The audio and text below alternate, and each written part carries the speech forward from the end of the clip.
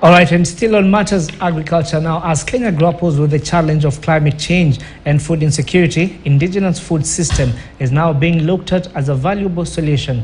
Now, according to leaders of SIGEA initiative on nature positive solution, that is Carlo Further, indigenous food crops like millet are more tolerant to changing unpredictable weather patterns. Therefore, it is easier to control food insecurity and mitigate the effects of climate change in the country.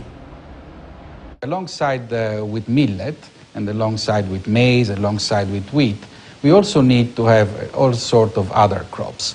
And one example that comes to my mind is the vegetables, and particularly the traditional vegetables. And why I'm mentioning the traditional vegetables? They will almost, when we start working as the Alliance of Biodiversity in SIAT on these crops, it's multiple species, 24 species, those they were almost never available in supermarkets, they never existed. And they were replaced by the modern crops, modern vegetables, the kale, the Chinese cabbage, etc.